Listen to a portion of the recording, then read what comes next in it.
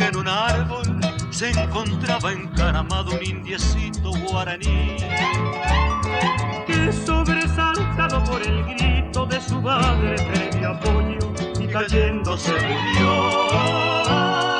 Y que entre los brazos maternales por extraño sortilegio el Shogui se convirtió. Shogui, Shogui, Shogui, cantando está mirando acá, mirando allá, volando se alejó. Shogui, Shogui, Shogui, Shogui, qué lindo es, qué lindo va perdiéndose en el cielo guaraní.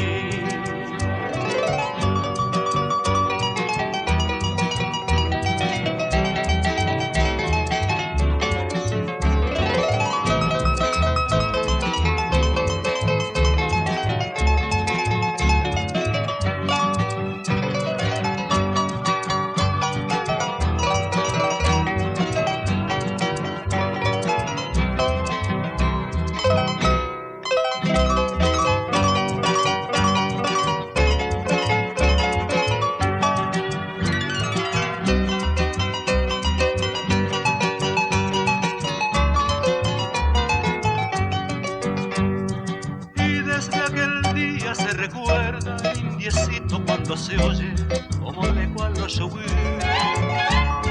Es el canto alegre y bullanguero del precioso naranjero que repite sin cesar. Salta y picotea las naranjas, es su fruta preferida repitiendo sin cesar. Shogui, Shogui, Shogui, Shogui, cantando está mirando acá, mirando allá, volando se alejó. Shogui, Shogui, Shogui, Shogui, qué lindo es, qué lindo va perdiéndose en el cielo guaraní.